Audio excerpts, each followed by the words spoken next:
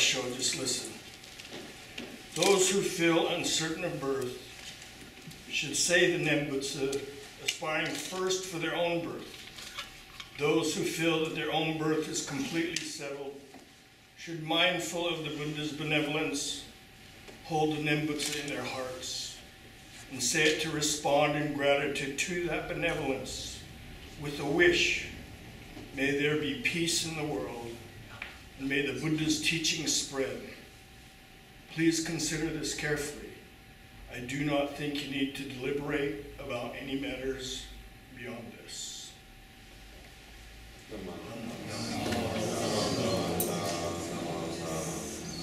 Good evening, everyone. Good evening. It's truly an honor to be a part of this Dharmathon and WEHOPE conference. I believe this conference is very important. It's been a long time coming. It's the first time Kaikyoshi from the mainland US, Hawaii, Canada, South America, Nishi, and Higashi Honganji have gathered. It's a great time for us to gather and discuss the question, what have we been doing for the past 100 years? And what should we be doing? And I think it's very appropriate that this meeting was organized by some of our younger ministers, our younger Kaikyoshi. These young Kaikyoshi, they've planned WEHOPE conferences that many of us have been to. And I think this gives old Kaikyoshis like me great hope for the future. And tonight I'm speaking, I'm the last guy, so you can probably guess, I'm BCA's representative for the old guys. However, it doesn't seem that long ago, just heard Kenny Yamada, that he, myself, Reverend David Matsumoto, Reverend Marvin Hirano, Reverend Dean Koyama, and also Reverend Patty Nakai. We were the young Americans studying in Japan. And suddenly, we're the more experienced ministers, as Reverend Takahara told me when he asked me to speak tonight. But I have to tell you, time passes quickly when you're having fun. You know, my message tonight is really directed towards this younger generation of Kaikyoshi. I want to tell you from the bottom of my heart, the life of a Kaikyoshi is a wonderful, fun life. You've made a good decision in becoming one of us. As Reverend Yuki Sugahara, one of the younger Kaikyoshi, has taught me, to have fun is to live a life of friendship, understanding, and nembutsu. And this conference has definitely been a fun experience for me. But before I go any further, I'm the last minister. I have to warn you, as one of the old guys, I have an illness. I'm sick, and I think some of you younger ministers will probably be infected in a few years also. It's not terminal, but sometimes it can be difficult for those around you. I was diagnosed by my third grade teacher in a parent-teacher conference. I have what she called tachitis, diarrhea of the mouth. It's actually a disease that's quite common among ministers, not just Buddhists, but all religions. It's what I would call an interfaith disease. And for the past 3 days, when I came here, I prepared for a 20-25 minute talk. I get here, Ellen Crane says, you got 8 minutes to talk. So I cut, edit, stayed up till 1:30 last night trying to get this talk down to 8 minutes. Finally, I said, forget it. I said, I'm the last. You guys are tired, I'm tired. But I prepared for this talk. And so, if you want to go out, go ahead. For those of you who are on the internet, go ahead and turn it off. I'm going to take the time I prepared this talk for. So I'm saying this because I don't want Reverend Kuohara to start ringing some bells. It's too long. And today, especially, there's kind of added pressure. We had classes in homiletics. Right? Maybe the people on the internet don't know what homiletics is. I didn't until they started talking, but it's the study of giving sermons. And he started putting these, they're great lectures. But, you know, he started putting these things, can't go too long, can't do this, can't do that. So this afternoon I'm sitting there looking at my notes. Did I do this? Did I do this? Everybody. The same thing I thought, I don't care. I'm the oldest guy to be speaking. It's the last of 18. I'm going to say what I want. So go ahead and go ahead and go to sleep if you want. But the title of my Dharma talk tonight is the Dalai Lama your boss? And the reason I thought of this question is, just like Peter was saying, people come to the temple, you know, and in Salt Lake, I get quite a bit of different groups. And this one time, I had a group of college students come. And I don't want to bother with one at a time. So Tim, you come as a group. So they came, kid raised his hand. He said, is the Dalai Lama your boss? First I thought, what a stupid question. Come to my temple and you don't even know the difference between the Dalai Lama and me. But then I thought about it. You know, I thought of this quote from Shinji, where he says, Yo no naka anno nare, buppo hiromare. Right? I think that the Dalai Lama has done this better than probably all of us Kaikyoshi put together, right? He might not be our boss, but he's what I definitely say is the international Buddhist superstar, right? He's someone that we could take pride in saying, he's Buddhist, I'm Buddhist. Yes, just like him. He's not my boss, but I'm Buddhist too. And I think his life is an example of this deep wish that I consider is Shinnon's prayer for the world. That's what I began this talk with, where he says, may there be peace in the world and may the Buddhist teaching spread. The Dalai Lama may not be our boss, but I think all of us Kaikyoshi should look to him as a role model, as someone we would hope to emulate in some small way. You know, D.T. Suzuki, who, like the Dalai Lama, is also synonymous with Buddhism in the West.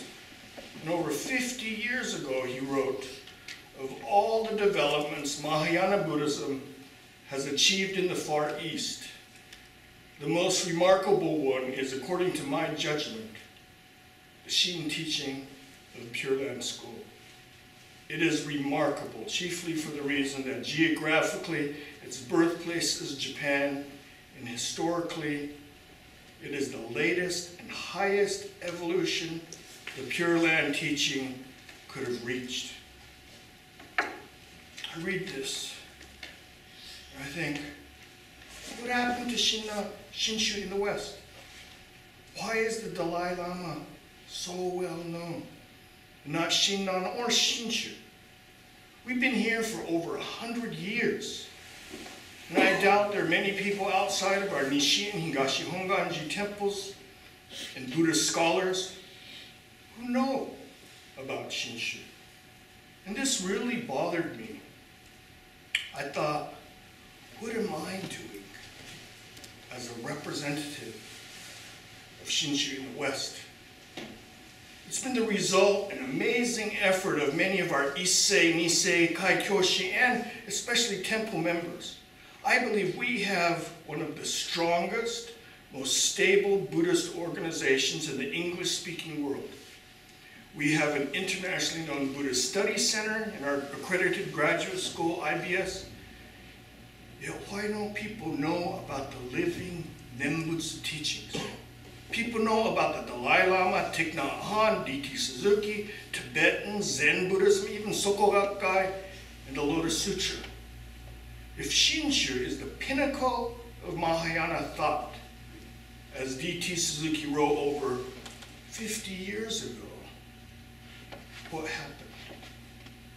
What have we been doing? I know that much of the Shinshu teachings have not been out there in English, but that's changing. And I know World War II had a terrible impact upon our Japanese communities. However, we can't use the camps as an excuse forever.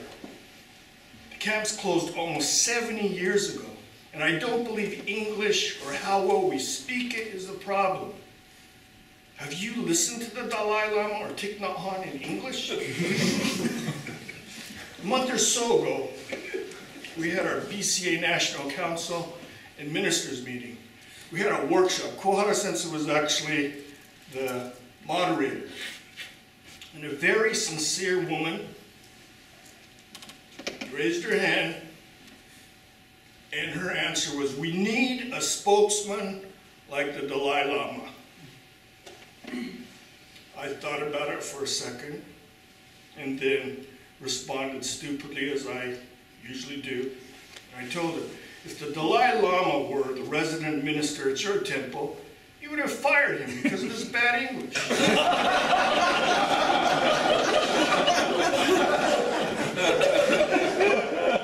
This woman was sincere. This woman really meant what she said, and I knew what she was saying. I think her comment, the heart of her comment, is Shinshu's exposure to the larger community we live in. It's about our participation, members and ministers alike, taking part in the spiritual life of this very religious, conscious society we live in. I found that in Salt Lake City. Many of you know it's the world headquarters for the LDS Church. But it's been my activity with the Interfaith Roundtable in our city that's done wonders for people knowing about my temple. It's not because I'm a native English speaker. It's solely because my wife Carmela and I are visible by taking part in the interfaith dialogue. We're there. We have all these things hearing us about English language, how you give your Dharma talk, all these things. But it reminded me of the story that Reverend Koshin Ogui told when he was very discouraged about his English-speaking ability. And he was thoughting of going back to Japan. I think it's a problem many of us Kaikyoshi have had. I think you younger Kaikyoshi, you're bound to hit that wall. And he thought, should I go back home? Am I worthy of being a Kaikyoshi, a representative of Shinshu in the West? So he actually left his San Francisco temple where he was assigned, went to his friend's local Zen temple. And his friend was Suzuki Shunryu Roshi. And he sat there, and he said in this Dharma gathering, all non-Japanese. And Suzuki Sensei, his talk was like this. He said, Suzuki Sensei, come to the front, kind of wandered around, looked at everyone, and said, today is yappari. Today is today. Then he walked around in front of the group, stopped, and said, today is not yesterday. He walked around, stopped, said, today is not tomorrow. He didn't say anything. Walked to the front, grabbed some guy by his neck, and shook him. Do you understand? Reverend Ogui says he was shocked, right? Just grabbed this guy and said, do you understand? But then he smiled. Higashi had this big smile and said, today is absolutely today. Not yesterday and not tomorrow. He smiled at all these people. That's all. Today is today. And left. Ogui Sensei says, everybody in the room, we're going, cool, man. Groovy. It was during the 60s. There's all these hippie people there. So they thought, wow. And then Ogui Sensei, in his own mind, is thinking, what was that? Ogui Sensei says, I could do that. He says, Suzuki Roshi's talk had maybe 10 English words. Right? Ogui Sensei says, I studied middle school, high school, college English. I could do that.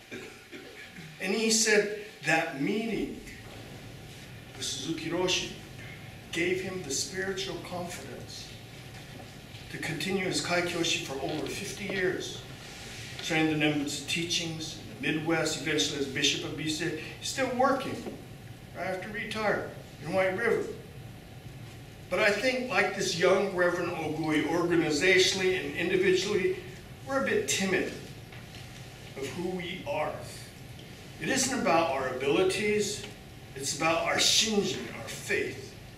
Without fear or embarrassment, we have to go out to the English-speaking or Portuguese-speaking society we live in, and when people who look or act differently than we may come to our temples, we have to welcome them with open arms. We have to get rid of our prejudice, our egos, our fears, and realize it's not about us personally. Our egos, our arrogance, have been the downfall of more ministers, more than any language ability. We Kaikyoshi are not Roshis. We are not enlightened masters. Maybe there's someone pretty close. I'd say Reverend David Matsumoto is pretty close. Maybe Kohara Sensei is pretty close. But for the rest of us, the Nembutsu is our strength. The Nembutsu shows us that it is in our imperfections, in our inability to even be good Buddhists, that make our message stronger. It is the Nembutsu that's true and real. It's not about our rituals, our robes, our traditions, although important in their own way. They are just symbols that will change. An important lesson that I learned, and I think the young Kaikyoshi should remember, is that Shoujo Mujo, all things are impermanent. The wonderful thing about this teaching, all things impermanent means all things are possible. What is important in our Kaikyo ministry is in expressing and connecting to our human relevance, our shared humanity, to be born, to get sick, to get old, to die, and watch our loved ones go through the same cycle. All while being embraced in Amida's vow. This is not about being Asian, Caucasian, Black, Hispanic, American, Canadian, Brazilian, or Japanese. It's about being human. To be Kaikyoshi is to participate in the spirituality of life itself, where we live at this moment, embraced in Amida's compassion. This is the Nembutsu. This is the prayer for the world, to fulfill the second part of Shinran's wish, to spread the Buddhist teachings. It's not about us.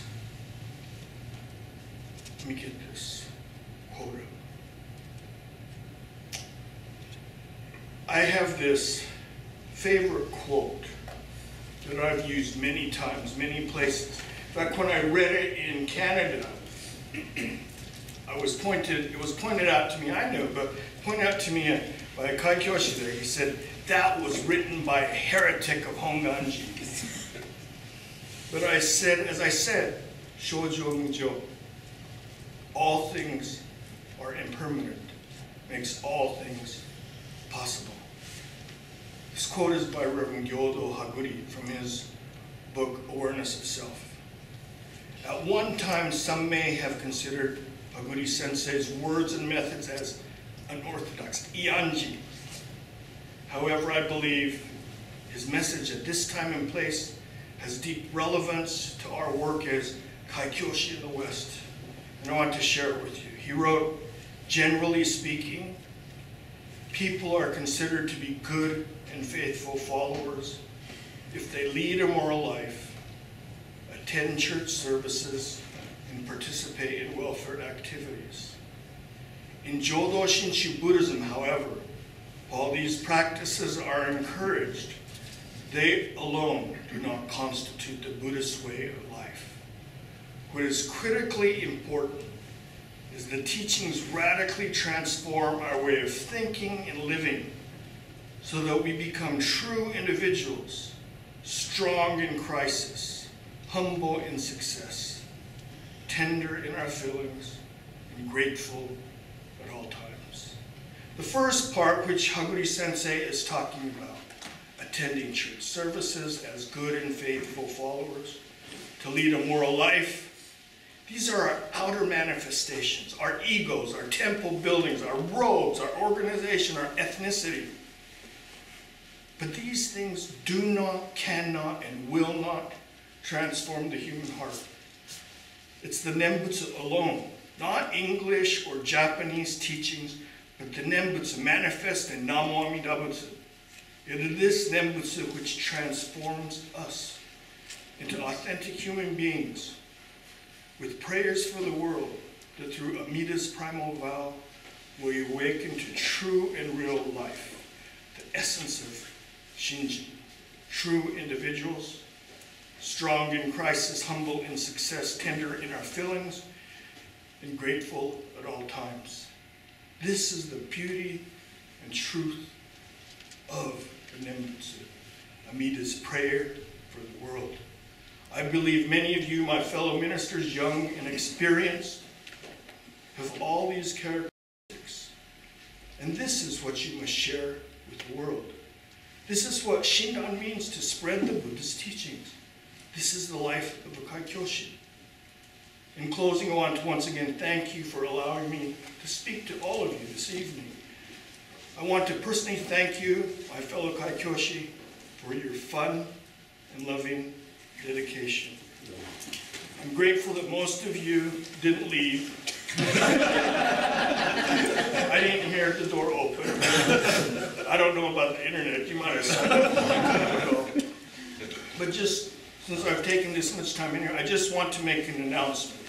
October 15th and 19th in Salt Lake City, Utah, we're hosting the World Parliament of Religions with the Dalai Lama as the keynote speaker. It was at the first parliament held in Chicago in 1893 that Buddhism was first formally introduced into the Western English-speaking world.